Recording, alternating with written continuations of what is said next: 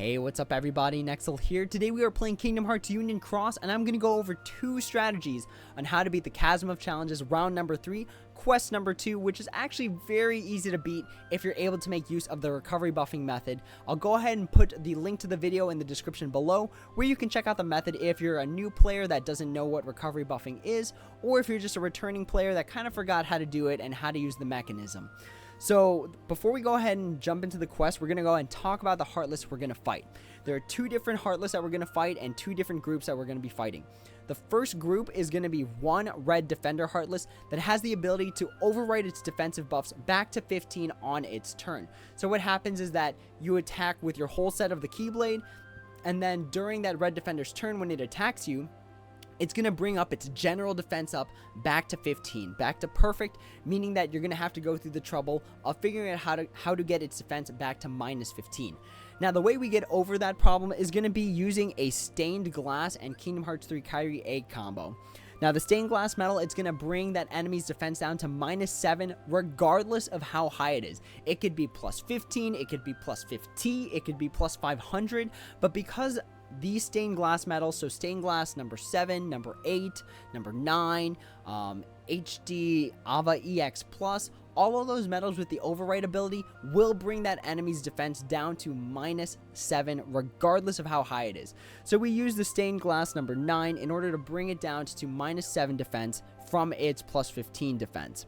Then we round out our defensive debuffs with Kingdom Hearts 3 Kyrie A being able to subtract 15 general defense from the enemy, bringing it down to the minus 15 we need to have it in order to deal maximum amounts of damage. Because defenders just inherently have high amounts of HP and high amounts of defense. So we need to be able to bring our debuffs down and bring our buffs up as much as we possibly can. And the Stained Glass and Kyrie combo usually gets the job done. Next, the rest of this setup for that first fight is going to be all damage. So this Aqua has ground enemy defense minus 60. This Kyrie B has ground enemy defense minus 60. Again, we see ground enemy defense minus 60 on our other Aqua, and then again on our Supernova plus Ava. So it's all just damage in order to get over the high amounts of HP that defender has. Talking about the second group of enemies, we are going to have that same Red Defender, but it's going to be paired with this Red Gummy Saucer. Now, 2 very unique things about this Red Gummy Saucer. Number 1, it reflects all power damage that is dealt to it. So if you were going to go in with something like a Supernova plus Era or a Supernova plus Aced, just know that when you hit this Red Gummy Saucer with a metal that is power-based strength, so it doesn't matter if it's upright or reversed, as long as it's power, it is going to reflect that damage back to you, which is going to be very helpful for the recovery buffing method that we're going to be talking about. The next thing about this Red Gummy Saucer that's actually going to make it easier to beat is that it comes with a 20-hit blue counter right above it. So what that means is that whenever you hit it with a metal whose special attack negatively affects count, it's going to bring that blue counter down based on the number of hits. So looking at something like this Assume, Sora, and Riku, it deals 9 hits, and nowhere in the description does it say it affects count positively or plus or minus 0. So what that means is that this metal that deals 9 hits is going to bring a blue Heartless hit counter down by 9. With extra attack, this is going to be by 18 because it's 2 attacks of 9, so 18 total hits done that'll decrease that blue counter.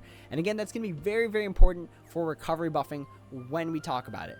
So let's go ahead and talk about our 2 different strategies, starting off with the one where we use a power metal to reflect damage back to us. So going into the actual quest here, again, this first enemy, it's all about being able to get those buffs down to minus 15, and the rest of it should just be a cakewalk from there. So we activate our Stained Glass Metal and our Kyrie. That is going to bring that defender's general defense down to minus 15, where we're going to be able to do the most amount of damage. On top of that, all the metals right now have ground enemy defense minus 60, again, just to crank out more damage against this defender that has insanely high amounts of HP and insanely high amounts of defense. So really, you can let this one play out. If you need a Supernova attack, just know that you should have a decent arsenal of them as part of your Keyblade setup already. So if you need that extra 280%, by all means, you can activate it here. Just make sure that you have at least 1 or 2 ready for the final fight. In this case, we don't need to use it, but just know that it is an option for you to be able to use it to get past this particular enemy. So see, without the supernovas, it actually survives 3 turns, which is not what we want. We want to be able to take it out as early as possible. So let's go ahead and finish this off here. And then move into the second room where we fight the same defender, but it's accompanied with this red Gummy Saucer. Now you can see the 2 icons with the red Gummy Saucer. It's got that 20 hit blue counter that goes down with every single hit that a medal activates, and that medal does not affect the count. So if it only affects it negatively, it'll bring that hit counter down by 1 for every single hit that medal does. The second thing about that red Gummy Saucer is going to be that icon right below its health where it says re, that little arrow, and then the power symbol. So what that means is that whenever you hit this enemy with a power medal, it's going to reflect that damage back to you. Now I know in this setup we're using Kingdom Hearts 3 Kairi A and she is a power medal. However, because she is a buffer, she is in the wrong slot, so for her to be dealing maximum damage, she needs to be in an upright red slot. So she's in the wrong slot for this. Because of those reasons, and because she doesn't have like aerial enemy defense minus 60 or strength plus 1000, she has none of those particular damaging traits. She's just going to reflect 1 damage. So that is very easy to survive, just 1 damage of reflection. So let's go ahead and activate the Kairi and you can see what I mean. So it was just very, very quick, but that enemy only reflected 1 magic damage, or I'm sorry, 1 power damage back to us. So nothing particular to worry about here. So with this setup, we are going to be using Aced in order to reflect the power damage from the red Gummy Saucer and bring us back. Because remember how recovery buffing works. So with recovery buffing, you have to be interrupted in the middle of your turn before the enemy starts their turn, and then you keep all the buffs when you revive with HP recovery 1 or second chance. And that means those strength buffs that you see in the top left, that plus 4000 strength buff, we maintain that across multiple turns. So let's go ahead and just show you what we mean here. So keep an eye on how much strength that we're giving to our medals. So because Aced is a power medal, he doesn't get the buff from the Kingdom Hearts 3 Aqua.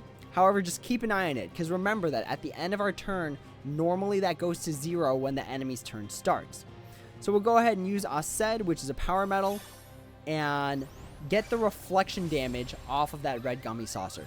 Now we come back, the enemy maintains all their debuffs, and we also maintain all of our buffs. So as you can see there, we still have that 4500 strength, metal strength plus that we got from the previous turn, which would normally reset if the enemy had its own turn. So let's go ahead and just activate these for damage. So all of its damage. The whole big thing about this quest is being able to crank out damage. That's how these Chasm of Challenges normally are. So because we maintained all the buffs from the previous turn, we were able to take out that Gummy Saucer with ease, and then the rest of it's just damage. So again, you have multiple options when it comes to damage. I didn't activate pretty much any supernova abilities, so if you need that extra 280% special attack bonus from the supernovas, feel free to use that just to crank out as much damage as possible. So that's the first method where we go over how to defeat that particular quest. Again, we used recovery buffing with reflection in order to deal the damage that we needed to. Moving on to the next setup, which is going to rely on bringing that blue hit counter down to 0. So remember that when the blue hit counter drops down to 0, the enemy is going to use a counter attack, and because of the high levels of these Chasm of Challenge Heartless, that attack is going to out. So again, same strategy for this guy as the first one, where you just let the stained glass and the Kairi do their work, and the rest of the medals are all damage. So very, very simple setup for this first guy here. So we're just plowing along. Here comes the Ava taking away 400, 500k bars of health right there. And you just got to do the math. Just make sure that the damage that you're doing within one turn is able to take this particular Heartless out. So it knocks us out. We get our second turn. Again, we do our buffs with the stained glass and the Kairi, and the rest of the medals are just all damage.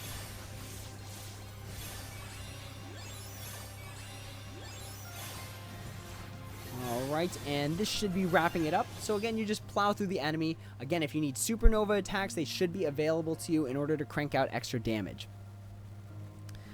Alright, so this next recovery buffing method, we're going to be using that 20 hit blue counter, drop it down to 0 before the end of our turn, and then we'll get interrupted during our turn, get knocked out, but we keep all the strength buffs we got from the first turn.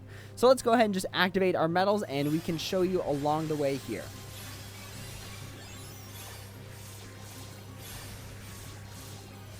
Okay. So between the Kingdom Hearts 3 Aquas and the Supernova Plus Kingdom Hearts 3 Kairis, we are at plus 4,000 upright metal strength. Now let's go ahead and activate this Ava and then pay attention to the counter on the red Gummy Saucer. So it dropped down to 21. Remember that Ava is a metal that is going to affect the enemy's count negatively. So it's not count plus minus 0, it's not count plus 1, plus 2, plus 3. It's just going to bring that counter down by the number of hits that special attack does, which is 1. Alright, we activate the second Ava, bring that blue hit counter down to 20. And for the hit counter ones, you have to be, even the red ones, you have to be kind of particular about the math. Because you have to get counter attacked. And that means you need to drop that counter down to 0 before the enemy's turn. So let me go ahead and show you here what I mean. So Tsum, Sora, and Riku, again, their main purpose is really just to lower that enemy's count down to a place where we'll be able to reset our buffs without, or I'm sorry, not reset our buffs, but get hit with the counter attack so that we don't have to reset our buffs. So let's go ahead and attack this enemy twice with the Ava with extra attack. And then the Gummy Saucer does its counter attack. Now, just like the recovery buffing method video that I will be posting in the description below, we maintain all of the strength buff that we got from the previous turn, making the rest of this turn going to be essentially a cakewalk. And like I said earlier, I didn't need to use any Supernova activations to give my medals plus 280%, so that is an option for you in case you need to do something like this. Alright, so we take out the Gummy Saucer, and because our strength buff is just so high, we are able to take out that defender with general ease. But with that being said, that is 2 different strategies using recovery buffing on how to take out the Chasm of Challenges Round 3 Quest number 2. As always, if there are any questions, comments, or concerns, feel free to drop them down in the comments below, and I'd be happy to answer when I have the time. I do have the Discord up. It is there in the yellow box at the bottom, and we do have a new question for the week. If you want to hop into the Discord and answer that, by all means, you are invited to do so. But as always, everyone, until next time, take it easy.